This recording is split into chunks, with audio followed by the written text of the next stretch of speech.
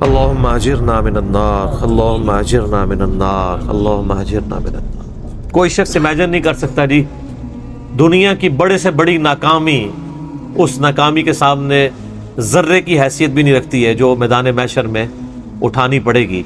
بولے اعوذ باللہ تعالی، جنہوں نے اللہ کی نافرمانی کی، اس کے پیغمبروں کی اطاعت نہ کی، جہاں چاہیں گے وہ لے جائیں گے بہا کر۔ اعوذ باللہ من الشیطان الرجیم۔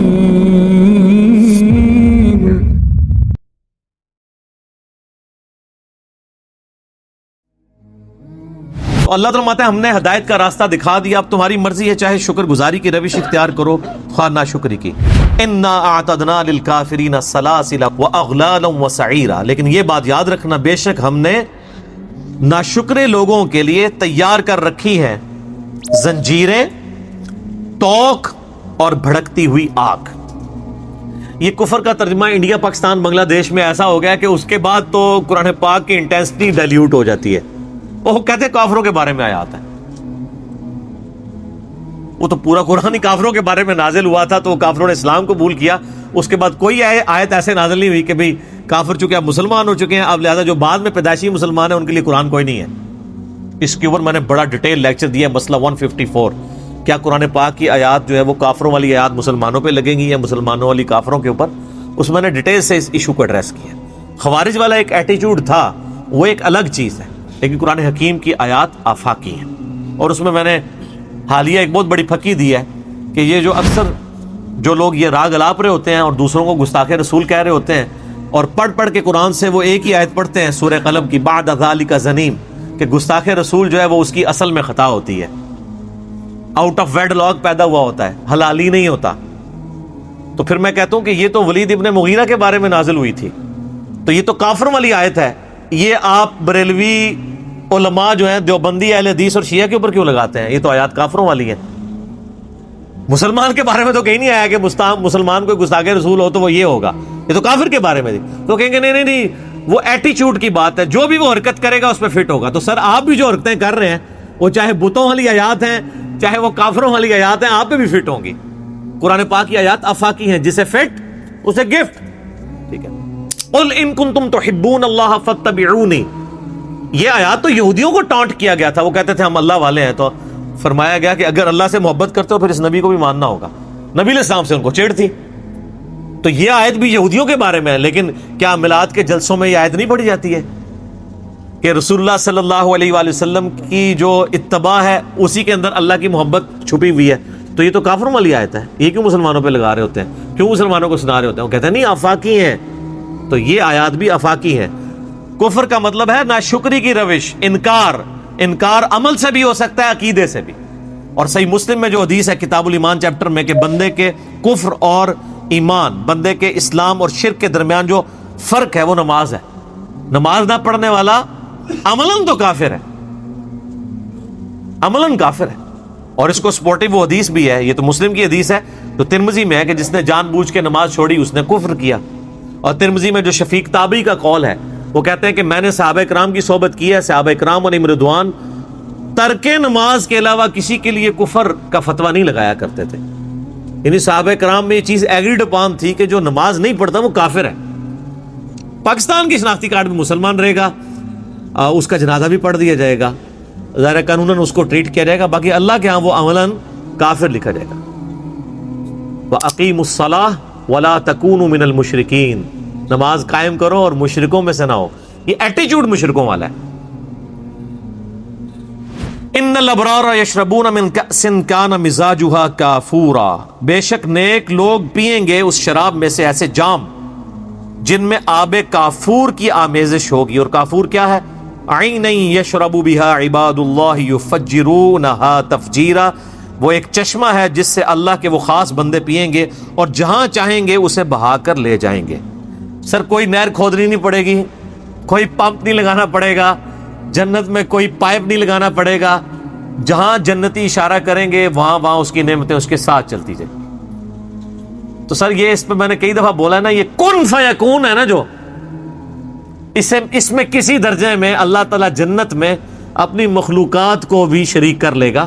خالق اور مخلوق کا فرق رہے گا، لیکن جنت میں اللہ تعالیٰ انسان کو وہ کوالٹیز دے گا جو انسان چاہتا ہے.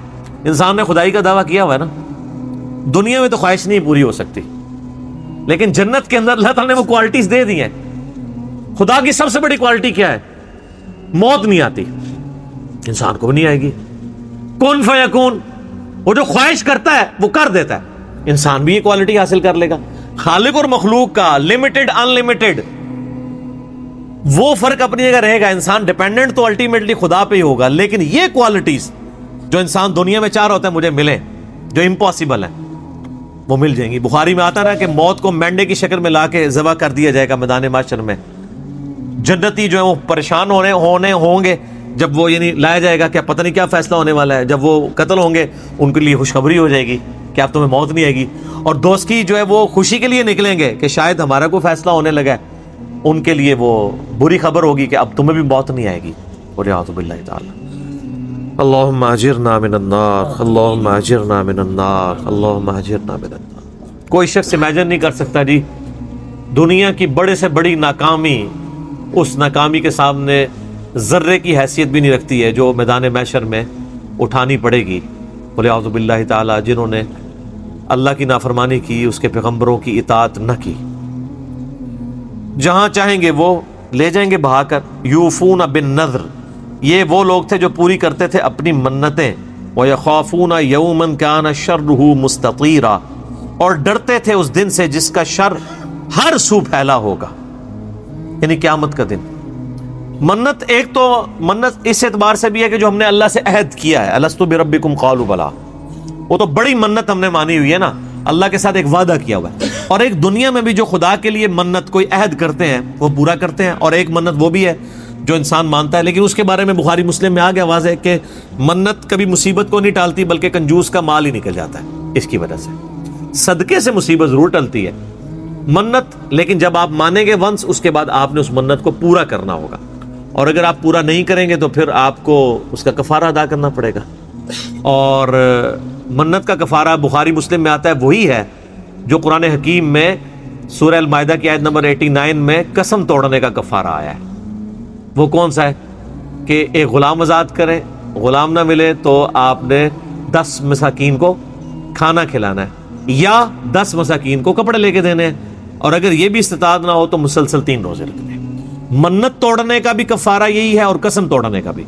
لیکن ایسی منت جو خلاف شرع ہو, مثلا میرا بیٹا ہوا تو اس کی اتنی لمبی چٹیاں رکھ کے فلاں دربار پہ جا کے کاٹوں گا, تو ایسی منت کو آپ توڑنا واجب ہے, اور اس منت کو توڑنے پہ آپ کو کفارہ بھی نہیں کرنا ہوگا کیونکہ یہ منت ہی جعلی تھی. تو وہ اپنی منتیں پوری کرتے ہیں اور ڈرتے رہتے ہیں اس دن کے شر سے جس کا شر ہر طرف پھیلا ہوگا. وَيُطْعِمُونَ الطَّعَامَ عَلَى حُبِّهِ مِسْكِينًا وَيَتِيمًا وَأَسِيرًا, اور وہ اس کی محبت میں کھانا کھلاتے ہیں مساکین کو, یتیموں کو اور قیدیوں کو. کس کی محبت میں؟ اگر ہاں کی ضمیر اللہ کی طرف لے جائیں تو اللہ کی محبت میں, اور ہاں کی ضمیر اگر کھانے کی طرف لے جائیں کہ وہ خود بھی ضرورت مند ہوتے ہیں اس کھانے کے, اس کے باوجود, اس کھانے کی طمع ہونے کے باوجود وہ اللہ کے لیے اثار کر دیتے ہیں. تو دونوں معنوں میں اللہ والا جو مفہوم ہے وہ زیادہ ڈومیننٹ لگتا ہے, چاہے وہ کھانے کی طلب میں بھی, طلب ہوتے ہوئے بھی اللہ کی راہ میں خرچ کرتے ہیں, یا اللہ کی محبت میں کھانے کو خرچ کر دیتے ہیں. دونوں معنی درست ہیں. انما نطعمکم لوجہ اللہ, اور پھر وہ جب کھانا کھلاتے ہیں تو یہ سپورٹیو بھی ہو گیا اس کو, یہ وہ والا مفہوم کہ اللہ کے لیے. تو کہتے ہیں ہم صرف اللہ کی رضا کے لیے, اللہ کے چہرے کے لیے, اس کے چہرے کی خوشنودی کے لیے یا اس کے چہرے کی زیارت کے لیے یہ ہم تمہیں کھانا کھلا رہے ہیں. لا نرید منکم جزاء ولا شکورا, ہم اس کھانا کھلانے کے عوض, تمہارے ساتھ حسن سلوک کرنے کے عوض نہ تو تم سے کسی اجر کے خواہ ہیں اور نہ کسی شکریہ کے بھی. وہ شکریہ کے بھی نہیں, اکثر لوگ جو ہے نا وہ کہتے ہیں جی فلاں کی مدد کی, اس نے 2 بول بھی نہیں بولے شکریہ کے. تو اللہ تعالیٰ فرماتا ہے نیک بندے تو یہ 2 بول بھی شکریہ کے کسی کے سننے کے روادار نہیں ہوتے, ان کو پتا ہوتا ہے اللہ کے ہاں یہ لکھا جا رہا ہے. ہاں جو لوگ ظاہر ہے اس چیز کی تلاش میں ہوتے ہیں ان کے بارے میں تو بڑی سخت حدیث ہے مسند احمد میں صحیح سند کے ساتھ, جس نے دکھلاوے کے لیے نماز پڑھی اس نے شرک کیا, جس نے دکھلاوے کے لیے روزہ رکھا اس نے شرک کیا, جس نے دکھلاوے کے لیے صدقہ کیا اس نے شرک کیا. وہ تو پھر شرک خفی میں آ جاتی ہے چیز. تو اللہ کے نیک بندے تو ہمیشہ یہ کہتے ہیں ہم تو اللہ سے ہی جزا لیں گے.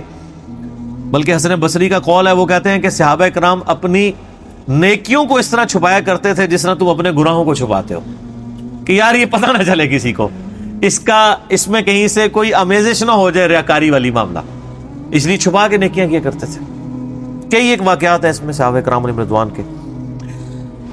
اِنَّا نَخَافُ مِن رَبِّنَا يَوْمًا عَبُوسًا قَمْطَرِيرًا، ہم ڈرتے ہیں اپنے رب سے اس دن کے لیے جو بڑا ترش اور سخت ہوگا. اللہم اجرنا من النار، آمین. فَوَقَاهُمُ اللَّهُ شَرَّ ذَلِكَ الْيَوْمِ، تو اللہ تعالیٰ پھر ایسے لوگوں کو اس دن کے شر سے بچا لے گا. وَلَقَّاهُمْ نَضْرَةً وَسُرُورًا، اور اللہ تعالیٰ انہیں چہروں کی تازگی اور دلوں کا سرور عطا فرما دے گا اس دن. وَجَزَاهُمْ بِمَا صَبَرُوا، اور یہ جزا ہوگی ان کے صبر کے بدلے میں. پورا دین ہی صبر ہے سر. ادھر ہم جو بیٹھے ہوئے ہیں لوگ صبر کے ساتھ ہی بیٹھے ہوئے ہیں نا، کتنے اپنے کام چھوڑ کے آئے ہوئے ہیں. روزہ بھی صبر ہے، نماز کے لیے بھی ٹائم نکالنا، اپنی دنیاوی مصروفیات چھوڑنا صبر ہے. پورے کا پورا دین سینٹرڈ اراؤنڈ صبر ہے. اسی لیے کہا گیا وَاسْتَعِینُوا بِالصَّبْرِ وَالصَّلَاةِ، صبر کو نماز سے بھی پہلے ذکر کیا ہے. اللہ کی مدد چاہو صبر اور نماز کے ذریعے. جَنَّةً وَحَرِيرًا، یہ یعنی صبر کے بدلے جنت اور ریشمی لباس ان کو ملے گا. مُتَّكِئِينَ فِيهَا عَلَى الْأَرَائِكِ، وہاں پہ جو تکیہ لگائے ہوئے ہوں گے جنتی یعنی پلنگوں کے اوپر. لا يرون فيها شمسا ولا زمهريرا، وہاں ان کو نہ سورج کی تپش سے کوئی تنگی والا معاملہ ہوگا، نہ ہی کوئی ایکسٹرا آرڈنری ٹھنڈک والا معاملہ ہوگا. بڑا معتدل موسم ہوگا جنت کا. وَدَانِيَةً عَلَيْهِمْ ظِلَالُهَا وَذُلِّلَتْ قُطُوفُهَا تَذْلِيلًا، اور ان سے اس کے درختوں کے سائے اور میووں کے گچھے جھکے ہوئے لٹک رہے ہوں گے. یعنی یہ بھی نہیں ہے کہ کسی کو سیڑھی لگانی پڑے یا اوپر چڑھنا پڑے، وہ اتنے لٹکے ہوئے گچھے ہوں گے کہ وہ آپ ہاتھ سے توڑ کے اس کو استعمال کر سکتے ہیں. مجھے ضمن حدیث آ گئی، بخاری مسلم میں دونوں میں حدیث ہے. نبی علیہ السلام ایک دفعہ سورج گرہن کی نماز پڑھا رہے تھے، اس دوران آپ علیہ السلام چند قدم آگے چلے، آپ نے اپنا مبارک ہاتھ بلند کیا، پھر واپس کیا. صحابہ کرام نے بعد میں پوچھا اللہ کے محبوب صلی اللہ علیہ وآلہ وسلم آپ کو ایک ایسا عمل کرتے ہوئے دیکھا ہے جس سے پہلے نہیں دیکھا. تو آپ فرمایا کہ میں نے نماز کے دوران جنت دیکھی، اور وہاں پہ میں نے انگوروں کا ایک گوشہ دیکھا. میں نے ارادہ کیا میں اسے توڑ لوں، لیکن پھر میں نے اس کو ترک کر دیا، اور اگر میں توڑ لیتا تو تم ہمیشہ اسے کھاتے رہتے، کیونکہ جنت کو فنا نہیں ہے. جنت کی کوئی چیز دنیا میں آ گئی اسے فنا نہیں ہے، جتنا کھائیں گے اتنا اور بن جائے گا.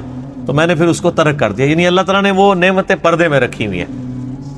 نبی علیہ السلام کی یہ شان مبارک ہے کہ آپ اس دنیا میں نماز پڑھتے ہوئے اللہ نے آپ کو جنت دکھائی 7 آسمانوں کے اوپر، اور آپ کا ہاتھ مبارک دنیا میں رہتے ہوئے اس جنت تک اپروچ بھی آپ فرمایا میں نے ارادہ کیا توڑنے کا. تو نبی علیہ السلام کے بارے میں ہم جو بشریت کلیم کرتے ہیں تو وہ ہم ایز اے اسپیشیز کرتے ہیں. مرتبے کے اعتبار سے کوئی انسان بھی، بلکہ انسانیت کو ناز ہے ان کے اوپر. یہ جب نبی علیہ السلام کی بشریت کا ذکر ہوتا ہے تو یہ اسپیشیز کے طور پہ ہو رہا ہے، آپ کی کوالٹیز کے طور پہ نہیں.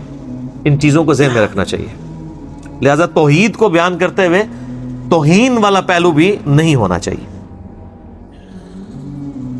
وَيُطَافُ عَلَيْهِمْ بِآنِيَةٍ مِّن فِضَّةٍ وَأَكْوَابٍ كَانَتْ قَوَارِيرًا، اور گردش میں ہوں گے ان کے سامنے چاندی کے برتن اور شیشے کے چمکدار گلاس. قواریر من فضہ، اور شیشے بھی وہ جو چاندی کی قسم کے ہوں گے. قدروها تقدیرا، اور وہ جو وہاں پہ ان کو سرو کر رہے ہوں گے انہوں نے اسے پورے اندازے سے بھرا ہوگا. وَيُسْقَوْنَ فِيهَا كَأْسًا كَانَ مِزَاجُهَا زَنْجَبِيلًا، اور انہیں وہاں پہ پلائی جائے گی ایسی شراب یا ایسی جام جس میں زنجبیل کی آمیزش ہوگی. اور زنجبیل کیا ہے؟ عَيْنًا فِيهَا تُسَمَّى سَلْسَبِيلًا، جنت میں ایک چشمہ ہے جس کو سلسبیل کہا جاتا ہے. وَيَطُوفُ عَلَيْهِمْ وِلْدَانٌ مُخَلَّدُونَ، اور ہر وقت ان کی خدمت میں معمور رہیں گے وہاں پہ نوجوان لڑکے. اذا رأیتہم حسبتہم لؤلؤا منثورا، جب تم انہیں دیکھو گے تو یوں سمجھو گے گویا یہ موتی ہیں بکھرے ہوئے. موتیوں کی شکل میں وہ نوجوان لڑکے، جس طرح یہاں پہ بھی آپ دیکھیں ہوٹلز کے اندر وہ ٹیبل بوائز ہوتے ہیں، تو اللہ تمہارے جنت میں بھی سرو کرنے کے لیے وہ لڑکے ہوں گے جو بوڑھے بھی نہیں ہوں گے. یعنی کبھی بندے کے دماغ میں آ سکتا ہے بوڑھا ہو جائے تو وہ شاید سرو کرنے میں تھوڑا دیر لگا دے یا غصہ ہی نہ کھا جائے. بوڑھے کو بھی خطرہ ہوتا ہے نا غصہ نہ کھا جائے. نوجوان تو فوراً رسپانس کرتے ہیں. آپ کہیں بھی دیکھ لیں جو چھوٹے بچے یا چھوٹی عمر کے لوگ ہیں وہ رسپانس ان کا بڑا اچھا ہوتا ہے. اور بہت چھوٹے ہوں تو آپ دیکھیں یہ چھوٹے بچے وہ کام بڑے شوق سے کرتے ہیں جو بڑوں کی منتیں مار کے کروانا پڑتا ہے. اور انرجی بڑی ہوتی ہے بچوں کے اندر. آپ بچوں کو 10 دفعہ ایک کام کہیں نا کہ جی اوپر سے نیچے جاؤ نیچے سے اوپر جاؤ یہ کرو یہ وہ کر دیں گے. بڑے تو ایک یا 2 دفعہ ہی سنیں گے. تو جنت میں بھی وہ لڑکے اللہ تعالیٰ نے رکھے ہوئے ہیں سرو کرنے کے لیے. جس طرح دنیا میں بوائز ٹیبل بوائز ہوتے ہیں اور وہ اللہ تعالیٰ ماتا ہے وہ کبھی بھی بوڑھے نہیں ہوں گے, ایک ہی حالت پہ رہیں گے جیسا کہ وہ موتیوں کی طرح ہے. وَإِذَا رَأَيْتَ ثَمَّ رَأَيْتَ نَعِيمًا وَمُلْكًا كَبِيرًا, اور جدھر بھی تم دیکھو گے تمہیں نعمتیں ہی نعمتیں نظر آئیں گی, اللہ تعالیٰ کی وسیع مملکت نظر آئے گی.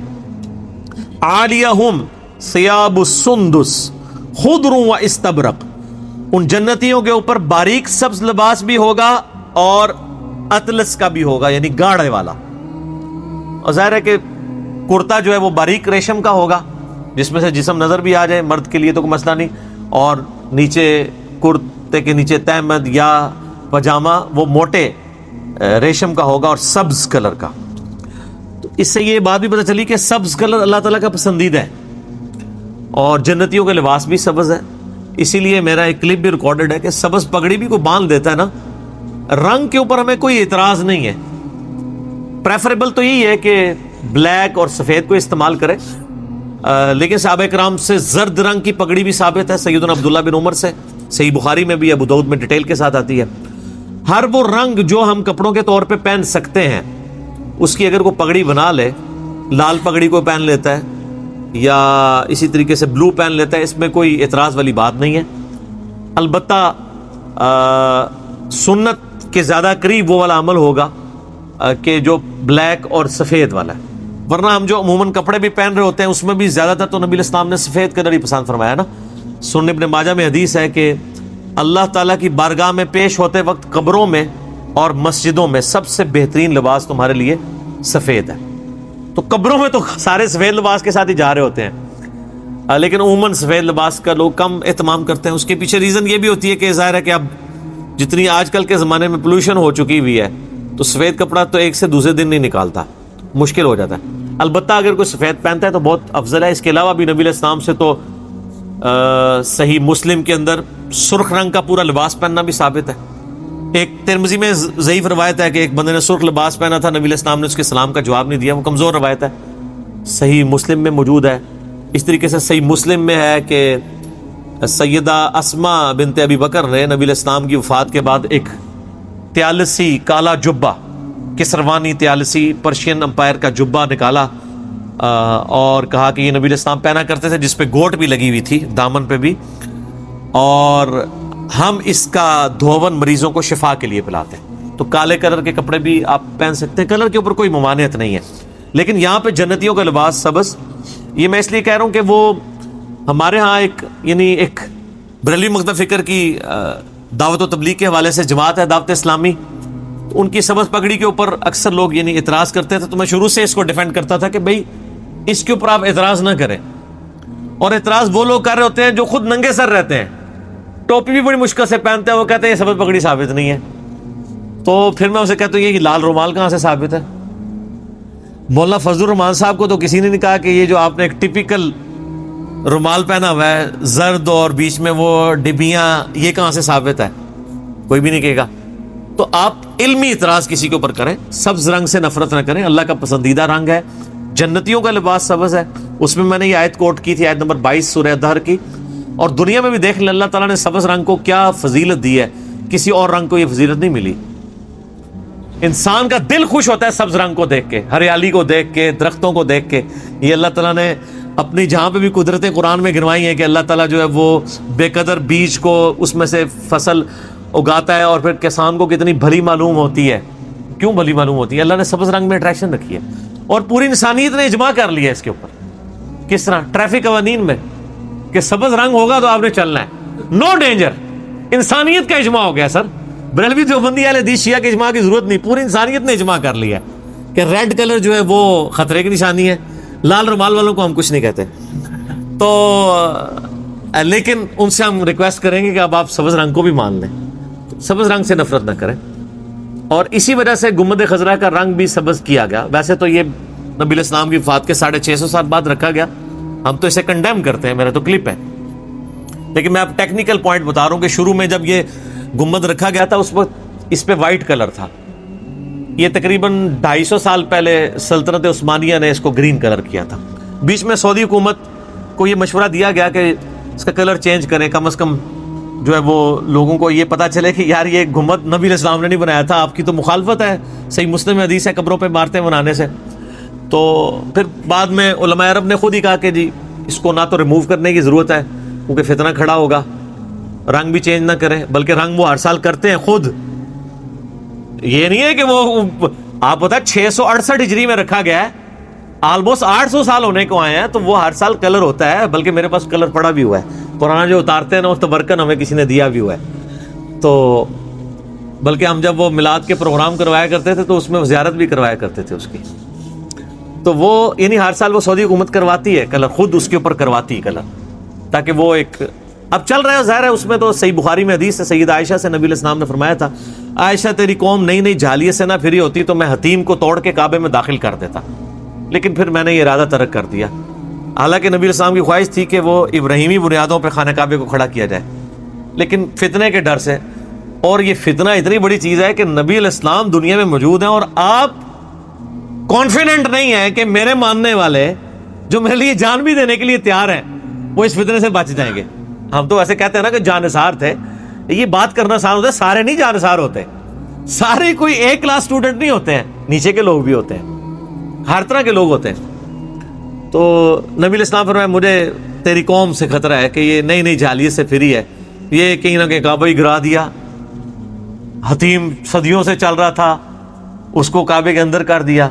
پھر صحیح مسلم میں آتا ہے بعد میں عبداللہ ابن زبیر نے یہ کر دیا تھا. تو اور پھر سیدہ عائشہ سے انہوں نے اس لیے کیا، انہوں نے ان کی خالہ بھی تھی سیدہ عائشہ سے، انہوں نے جا کے حدیث پوچھی کہ بالکل نبی علیہ السلام خواہش تھی، تو انہوں نے کہا اب تو کوئی مسئلہ نہیں ہے نا، اب تو اتنا عرصہ ہو گیا. جس طرح کہ حضرت عمر نے بھی تراویح کی جماعت کنٹینیو کیوں کی تھی کہ بھئی اب تو فرض ہونے کا خطرہ نہیں ہے، نہ لوگوں کے دماغ میں آئے گا تو اسے کنٹینیو کر دیا جائے. لیکن ساتھ ہی سیدنا عمر نے کہا افضل یہی ہے کہ گھر میں اکیلے پڑھو، اسی بخاری کی حدیث میں جو آدھی حدیث پیش کی جاتی ہے آدھی چھپا لی جاتی ہے، صرف اہل حدیث ہی بیان کرتے ہیں، باقی لوگ نہیں کرتے کیونکہ ان کے مجمع چھٹ جائیں گے. تو اسی طریقے سے یہاں پہ بھی جب عبداللہ ابن زبیر نے اسے داخل کیا تو پھر بعد میں حجاج ابن یوسف نے جب ان کو شہید کر دیا، پھر اس نے ضد میں دوبارہ خانہ کعبے کو توڑ کے تو پھر حتیم باہر نکال دیا اور خانہ کعبہ شریف کو اسی طریقے سے واپس اس بنیاد پہ لے آئے. تو پھر جب عباسیوں کی حکومت آئی نا، عباسیوں کو چونکہ بنو امیہ سے ٹسل تھی، انہوں نے کہا کہ ہم تو پھر اس کو دوبارہ سے حتیم کو اندر داخل کریں گے. تو پھر امام مالک نے کہا تھا کہ خدا کے لیے اسے حکمرانوں کی گیم نہ بناؤ، اس کو یہیں رہنے دو آپ. اور اس میں انہوں نے کہا کہ اس میں سہارا آپ اس حدیث سے لوں گا میں کہ نبی علیہ السلام فرمایا عائشہ تیری قوم نئی نئی جھالیت سے نہ پھری ہوتی تو میں جو ہے وہ حتیم کو کعبے کے اندر داخل کر دیتا. تو انہوں نے کہا اب یہ آئے دن فتنہ کھڑا رہے گا، کوئی اور حکمران آئے گا وہ توڑ کے اندر کر دے گا، پھر وہ باہر کر دے گا، اور یہ سلسلہ جاری رہے گا. اور الفتنہ تو اکبر من القتل، فتنہ جو ہے وہ قتل سے بھی بڑی چیز ہے. تو مجھے اس سے چیز یاد آ گئی کہ اس معاملے میں تھوڑی سی ٹالریشن بھی شو کرنی چاہیے، ٹالرنس شو کرنی چاہیے. اللہ تعالیٰ فرماتا ہے کہ ان پہ سبز لباس ہوگا، موٹا بھی باریک بھی، وَحُلُّوا أَسَاوِرَ مِن فِضَّةٍ، اور انہیں چاندی کے کنگن پہنائے جائیں گے، وَسَقَاهُمْ رَبُّهُمْ شَرَابًا طَهُورًا، اور ان کا رب انہیں پاکیزہ شراب بھی وہاں پہ پلائے گا. یہ وہ شراب نہیں ہوگی کہ جس سے نشہ آ جائے، سورہ واقعہ میں ڈیٹیل آتی ہے کہ وہ نشے والی شراب نہیں ہوگی، ٹیسٹی، اور وہ دنیا کا کوئی ٹیسٹ ہی نہیں اس کا مقابلہ کرتا. بخاری مسلم میں حدیث ہے، حدیث قدسی، کہ اللہ تعالیٰ فرماتا ہے میں نے اپنے بندوں کے لیے وہ نعمتیں چھپا رکھی ہیں جو نہ کسی آنکھ نے دیکھی، نہ کسی کان نے سنی، نہ کسی کے دل پہ اس کا کھٹکا گزرا. اور سورہ سجدہ کی بھی آیت آپ علیہ السلام نے تلاوت کی کہ میں نے اپنے بندوں کے لیے ان کی آنکھوں کی ٹھنڈک کئی نعمتیں چھپا کے رکھی ہیں. تو اللہ تعالیٰ فرماتا ہے کہ وہاں پہ انہیں چاندی کے کنگن پہنائے جائیں گے اور شراب پلائی جائے گی. لیکن دنیا میں یہ حرام ہے مرد کے لیے، تو دنیا میں یہ روزہ ہے. ہمارا ایک یوٹیوب پہ کلپ بھی ہے دنیا کا حرام جنت میں انعام. جو جو چیزیں دنیا میں حرام ہے نا وہی جنت میں انعام بننے والی. دنیا میں سونا حرام، جنت میں انعام. دنیا میں ریشم حرام، جنت میں انعام. دنیا میں 4 سے زیادہ بیویاں رکھنا حرام، اور جنت میں اتار جمیل صاحب سے پوچھ لیں. اچھا جی، میری کمپیٹنسی نہیں میں اس طرح بیان کر سکوں، اس لیے آپ دیکھیں مجھے حدیثیں تو بخاری مسلم کی حوروں والی بڑی یاد ہے، لیکن میری اہلیت ہی نہیں کہ میں ان کو بیان کر سکوں. وہ آپ پڑھ لیں یا اتار جمیل صاحب کو سن لیں. ان ھذا کان لکم جزاء وکان سعیکم مشکورا. انہیں کہا جائے گا یہ تمہارا صلہ ہے اور مبارک ہو تمہاری کوششیں مقبول ہوئی ہیں. یہ اللہ تعالیٰ کتنا قدردان ہے. انسان کہتا ہے کہ اللہ کی مہربانی ہے، اور اللہ کہتا ہے کہ تمہارے اعمال کی جزا ہے. قدر فرمانے والا ہے. حالانکہ سب کچھ یہ کمپیٹنسی حق اور باطل میں تمیز کرنے کی صلاحیت بھی اس نے دی تھی، لیکن اللہ تعالیٰ قدر فرمانے، اتنا قدر فرمانے والا ہے کہ دولت دیتا ہے اور کہتا ہے مجھے قرض دے دو، بیچ میں سے میں لوٹاؤں گا. دیا ہوا اس کا مال ہے، اور کیا کہتا ہے اللہ میں مقروض ہوں تمہارا، 700 گنا کر کے لوٹاؤں گا. یہ اللہ تعالیٰ قدر فرمانے والا ہے. اِنَّا نَحْنُ نَزَّلْنَا عَلَيْكَ الْقُرْآنَ تَنزِيلًا. ہم نے ہی اے نبی علیہ السلام آپ پر تھوڑا تھوڑا کر کے قرآن یہ کلام نازل کیا. فَاصْبِرْ لِحُكْمِ رَبِّكَ. پس آپ اپنے رب کے حکم کا انتظار کیجئے صبر کے ساتھ. وَلَا تُطِعْ مِنْهُمْ آثِمًا أَوْ كَفُورًا. اور مت پیروی کیجئے ان میں سے جو مخالفین ہیں آپ کے بدکار اور احسان فراموش. وَاذْكُرِ اسْمَ رَبِّكَ بُكْرَةً وَأَصِيلًا. اور اپنے رب کا ذکر کیا کریں صبح و شام. ظاہر ہے کہ آپ نے اگر کافروں کی سازشوں کے خلاف اپنے آپ کو ثابت قدم رکھنا ہے نا تو خدا کے ساتھ آپ کا رشتہ ہونا چاہیے. وَاذْكُرِ اسْمَ رَبِّكَ وَتَبَتَّلْ إِلَيْهِ تَبْتِيلًا. اپنے رب کا ذکر کریں اور سب سے ٹوٹ کے اس کے ہو جائیں. اللہ تعالیٰ کا ذکر ہی انسان کو استقامت دیتا ہے. اس کے بغیر انسان استقامت نہیں اختیار کر سکتا. اگر نبی علیہ السلام کو استقامت پہ رکھنے کے لیے ذکر کی ضرورت ہے تو ہمیں بدرجہ اولا ضرورت ہے. اقم الصلاۃ لذکری. اعلیٰ ترین پھر ذکر ہے نماز. میری یاد کے لیے نماز کو قائم رکھنا ہے. وَمِنَ اللَّيْلِ. اور رات کے حصے میں بھی فَاسْجُدْ لَهُ وَسَبِّحْهُ لَيْلًا طَوِيلًا. اور رات کے وقت رات کی تنہائیوں میں بھی اس کو سجدہ کریں اور رات کافی وقت اس کی تسبیح کیا کریں. یہ نبی علیہ السلام پہ تو آپ کو پتا پھر فرض تھی نا. تہجد کی نماز خاص آپ کے لیے فرض ہے، امت کے لیے یہ نفلی ہے، اور رمضان کے اندر سنت موقتہ بنا دی گئی ہے. بخاری مسلم میں حدیث ہے جس نے رمضان کی راتوں کا قیام کیا اللہ تعالیٰ اس کے اگلے سارے جو گناہ ہو چکے ہیں وہ معاف فرما دے گا. لیکن نبی علیہ السلام کے اوپر 6 نمازیں فرض تھی. 5 تو وہ والی جو ہم بھی پڑھتے ہیں، اور 6ٹھی تہجد کی نماز قیام اللیل یہ آپ علیہ السلام پہ فرض تھی. ایسی فرض تھی کہ آپ علیہ السلام، بخاری میں آتا ہے، سفر کے دوران بھی باقی سنتیں آپ چھوڑ دیتے تھے لیکن رات کی نماز پڑھا کرتے تھے، وتر بھی پڑھا کرتے تھے. کوئی رات کی نماز آپ کے اوپر فرض تھی. سیدنا علی کا بھی قول ہے المصنف ابن ابی شیبہ میں کہ وتر کی نماز سنت ہے، سنت ہے، سنت ہے، یعنی فرض نہیں لیکن اسے مت چھوڑو، تاکیدی سنت ہے. تو رات کی نماز میں آپ اپنے رب کو یاد کریں، اس کی تسبیح کریں، سجدہ ریز ہوں اس کے سامنے. ان ہؤلاء یحبون العاجلہ. بے شک یہ لوگ دنیا سے محبت کرتے ہیں. وَيَذَرُونَ وَرَاءَهُمْ يَوْمًا ثَقِيلًا. اور پس پش ڈال دیا ہے انہوں نے اس بھاری دن کو. اور یہ اصل کانٹے کی بات ہے. یونیورسل ٹروتھ جو قرآن میں آیا ہے نا، ساری الہامی کتابوں کا نچوڑ وہ یہی ہے. بل تؤثرون الحیات الدنیا والآخرۃ خیر وابقیٰ ان ھذا لفی الصحف الاولی صحف ابراہیم وموسیٰ. ایک ہی کانٹے کی بات تھی تمام الہامی کتابوں میں کہ تم دنیا کی زندگی کو ترجیح دیتے ہو اور آخرت کی زندگی بہتر بھی ہے اور ہمیشہ قائم رہنے والی بھی ہے. یہی ایک کانٹے کی بات تھی جو اگلے الہامی صحائف کے اندر تھی، قرآن سے پہلے جو نازل ہوئے، چاہے وہ ابراہیم کے ہوں چاہے موسیٰ کے. یہی ایک کانٹے کی بات ہے. نحن خلقناہم وشددنا اسرہم. ہم نے ہی ان کو پیدا کیا یعنی انسان کو، اور اس کے جوڑ مضبوط بنائے.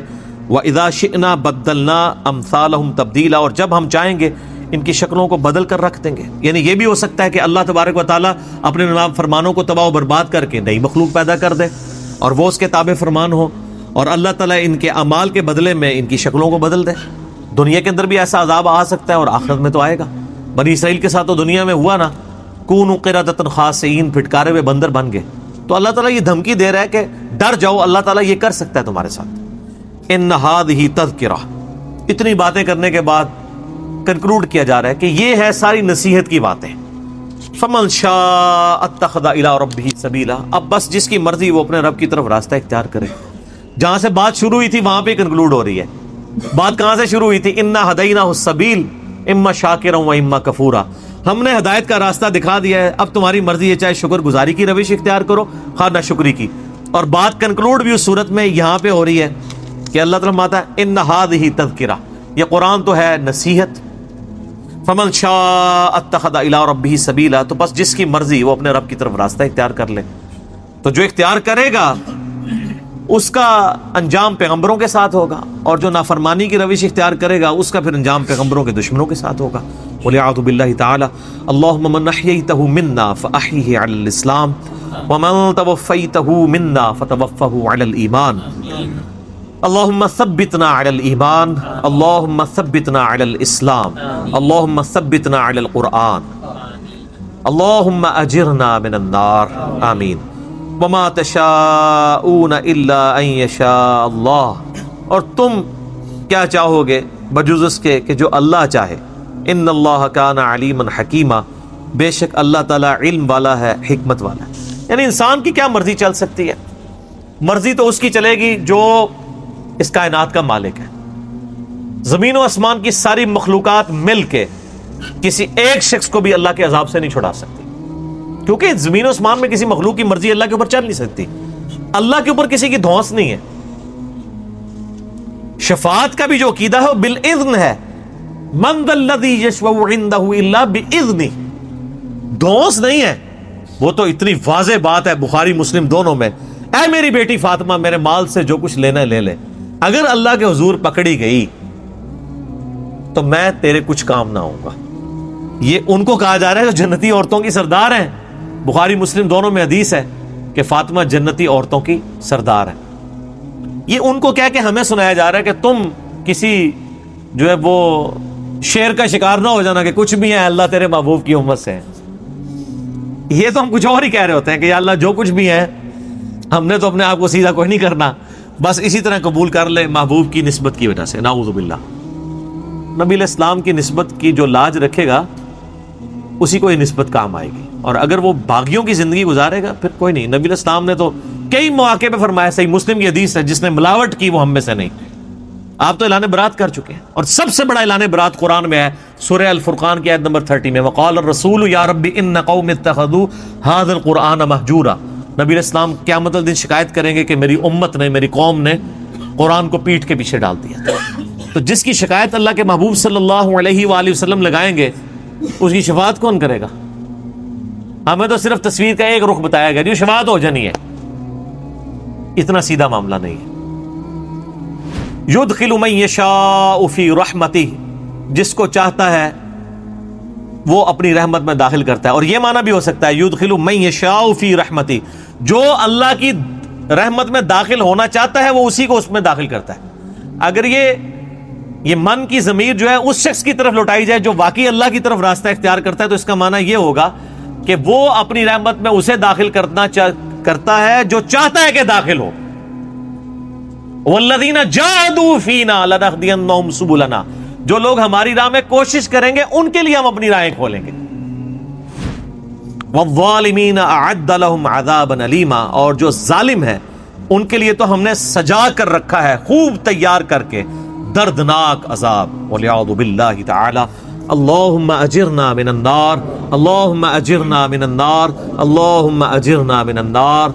اللہم من احییتہ منا فاحیہ علی الاسلام ومن توفیتہ منا فتوفہ علی الایمان. اللہ تعالیٰ سے دعا ہے جو حق بات میں نے کہی اللہ تعالیٰ ہمارے دلوں میں راسخ فرمائے. اللہم صلی علی محمد وعلی آل محمد کما صلیت علی ابراہیم وعلی آل ابراہیم انک حمید مجید.